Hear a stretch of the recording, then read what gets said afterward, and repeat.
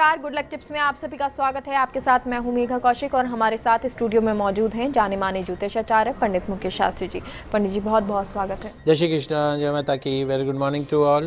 तो दोस्तों, पंडित जी से आज जानेंगे कि कौन से शुभ मुहूर्त में काम करना सही होता है और अशुभ मुहूर्त में अगर आप काम करेंगे तो क्या नुकसान आपका हो सकता है। गुड लक टिप कार्यक्रम के सभी दर्शकों के ऊपर भगवान श्री हरि का, माँ लक्ष्मी का, माँ बगलामुखी का आशीर्वाद और कृपा दृष्टि हमेशा बनी रहे। आप सभी का कल्याण हो। आज आपके पसंदीदा शो गुड लक टिप्स में हम बात करेंगे एक ऐसे अशुभ काल के बारे में, एक ऐसे अशुभ समय के बारे में जिसमें भूल कर भी नहीं करना चाहिए कोई नया काम। तो कौन सा है ऐसा अशुभ काल, ऐसा अशुभ समय, ये जानने के लिए जल्दी से कागज कलम लेकर बैठ जाइए, लिखते जाइए, समझते जाइए। इस तरह की महत्वपूर्ण जानकारी चाहे व्रत उपवास हो, चाहे ग्रह गोचर से जुड़ी हो, चाहे आपके दैनिक जीवनचर्या से जुड़ी हो, सिर्फ और सिर्फ आपके पसंदीदा news channel first India news Rajasthan के आपके पसंदीदा शो गुड लक टिप्स में ही दी जाती है। जी, और पंडित जी अब चर्चा का रुख करते हैं, क्योंकि कहा जाता है कि अशुभ काल है और अशुभ काल देख के ही कोई भी अच्छा काम करना चाहिए, अगर अशुभ काल हो तो नहीं करना चाहिए। तो कौन सा अशुभ काल होता है, कैसे हमें इससे बचना चाहिए? जी बिल्कुल, ये एक बहुत ही महत्वपूर्ण आज हम चर्चा कर रहे हैं। दोस्तों, क्या आप जानते हैं कि हर रोज का, हर दिन का एक ऐसा अशुभ समय होता है, एक ऐसा अशुभ काल होता है जो अशुभ समय कहलाता है, अशुभ काल कहलाता है। एक ऐसा अशुभ समय जिसमें भूल कर भी नहीं करना चाहिए कोई नया काम। हो सकता है लाखों करोड़ों का नुकसान।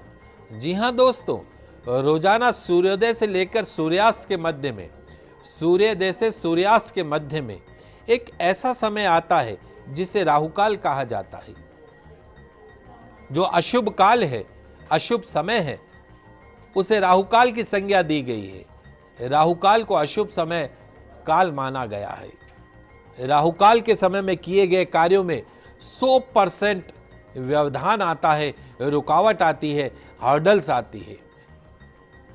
राहुकाल में कोई भी शुभ काम नहीं करना चाहिए। आइए सबसे पहले समझ लेते हैं कि राहुकाल है क्या।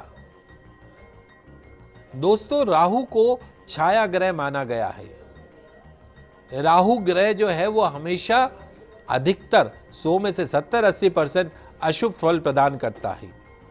इसलिए इसके आधिपत्य का जो समय रहता है, राहु के आधिपत्य का जो समय रहता है, उस समय के दौरान शुभ कार्य करना वर्जित माना गया है। सूर्योदय से लेकर सूर्यास्त तक के समय में 8वें भाग का जो स्वामी है वो राहु होता है और उसे ही राहुकाल का कहा जाता है। प्रत्येक दिन 90 मिनट का एक निश्चित समय होता है, 1.5 घंटे का एक निश्चित समय होता है जो राहुकाल कहलाता है। ज्योतिष शास्त्र में राहु को पाप ग्रह माना गया है। पाप ग्रह होने के कारण अशुभ फल प्रदान करता है, इसमें कोई संदेह नहीं है। शुभ कार्यों में विघ्न डालता है, बाधा डालना तो उसका अपना स्वभाव है राहु काल का। अतः शास्त्र के अनुसार राहु काल में किसी भी शुभ कार्य की शुरुआत नहीं करनी चाहिए। सभी ग्रह नियत गति और समय के आकाशीय पिंड में भ्रमण करते हैं। ज्योतिष शास्त्र के अनुसार हर दिन का एक भाग राहु काल होता है। सप्ताह के 7 दिन इसका अलग अलग समय होता है, ऐसा नहीं है निश्चित है। प्रत्येक दिन का अलग अलग राहु काल का समय होता है, उसकी सारणी होती है, वो मैं आपको बता रहा हूं। आप कागज कलम लेकर बैठ गए होंगे, लिखते जाएंगे। दोस्तों, राहुकाल दिनमान के 8वें भाग का नाम है। राहुकाल का समय किसी भी स्थान के सूर्योदय व वार पर निर्भर करता है।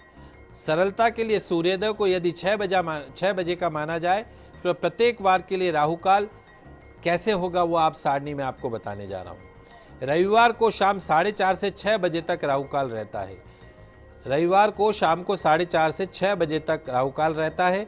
ऐसे समय में यात्रा नहीं करनी है, कोई नया काम की शुरुआत नहीं करनी है, कोई महत्वपूर्ण एग्रीमेंट नहीं करना है। सोमवार को दिन का दूसरा भाग अर्थात सुबह 7:30 से 9 बजे तक राहुकाल रहता है।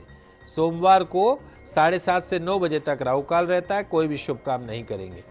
मंगलवार को दोपहर 3 से 4:30 बजे तक राहुकाल रहता है। ऐसे में कोई शुभ कार्य नहीं करना चाहिए, एग्रीमेंट साइन नहीं करना चाहिए। बुधवार को दोपहर 12 से 1:30 बजे तक राहु काल रहता है, शुभ कार्य नहीं करना है, यात्रा नहीं करनी है, एग्रीमेंट नहीं करना है। गुरुवार को दोपहर 1:30 से 3 बजे तक का समय यानी दिन का छठा भाग राहु काल कहलाता है। शुक्रवार को दिन का चौथा भाग अर्थात राहु काल कहलाता है, यानी सुबह 10:30 बजे से दोपहर 12 बजे तक का समय राहु काल का रहता है। शुक्रवार को कोई शुभ कार्य नहीं करना चाहिए। शनिवार को सुबह 9 बजे से 10:30 बजे तक का जो समय होता है वो राहु काल का माना गया है। तो शनिवार को सुबह 9 से 10:30 बजे के मध्य कोई भी शुभ कार्य नहीं करना चाहिए। जी, और राहु काल में क्या कुछ ना करें, ध्यान क्या रखें, ये जानना चाहेंगे पंडित जी। ये भी बहुत एक महत्वपूर्ण प्रश्न है। राहु काल विचार दिन में ही किया जाता है, सबसे पहले तो ये ध्यान रखिए। कुछ जगह पे कुछ लोग रात्रि में भी राहु काल को मानते हैं, लेकिन वो उचित नहीं है। राहु काल का भी विशेष विचार रविवार के दिन अवश्य करना चाहिए, मंगलवार को अवश्य करना चाहिए, शनिवार को अवश्य करना चाहिए। रविवार, मंगलवार, शनिवार को राहु काल का विशेष विचार करना चाहिए। बाकी दिनों में राहु काल का प्रभाव विशेष नहीं पड़ता है। राहु काल में क्या नहीं करना चाहिए इसको समझ लीजिए। राहु काल में शुरू किया गया कोई भी शुभ कार्य बिना बाधा के पूरा नहीं होता है। राहु काल में कोई भी शुभ कार्य आरंभ नहीं करना चाहिए। राहु काल में खरीदी बिक्री करने से हानि ही होती है। राहु काल की अवधि में शुभ ग्रहों के लिए यज्ञ और उनसे संबंधित कार्य करने में राहु बाधक होता है, इस कारण कार्य संपन्न नहीं हो पाता है। नौकरी ज्वाइन करने के लिए, एग्जाम देने के लिए, किसी महत्वपूर्ण कार्य के लिए राहु काल में घर से बाहर नहीं निकलना चाहिए। यदि आप कहीं घूमने के लिए जा रहे हैं तो राहु काल में यात्रा आरंभ नहीं करनी चाहिए। यदि आप किसी कार्य विशेष के लिए राहु काल के शुरू होने से पहले ही निकल चुके हैं तो राहु काल के समय आपकी यात्रा या कार्य को उस समय में नहीं रोकना चाहिए, क्योंकि आप पहले से शुरुआत कर चुके हैं। राहु काल में कभी भी भूलकर वाहन, मकान, मोबाइल, कंप्यूटर, टेलीविज़न, आभूषण, अन्य कोई भी बहुमूल्य वस्तु राहु काल के समय में नहीं खरीदनी चाहिए। यदि इस काल में मोबाइल इत्यादि इलेक्ट्रॉनिक वस्तुएं खरीदते हैं तो जल्दी खराब होने की, टूटने की, चोरी होने की संभावना बढ़ जाती है। राहु काल में विवाह, सगाई, धार्मिक कार्य, गृह प्रवेश नहीं किए जाते हैं। शेयर बाजार में निवेश करते समय राहु काल का विशेष ध्यान रखना चाहिए, अन्यथा भारी नुकसान का सामना करना पड़ सकता है। किसी भी नए व्यवसाय का शुभारंभ अथवा योजना राहु काल में नहीं बनानी चाहिए।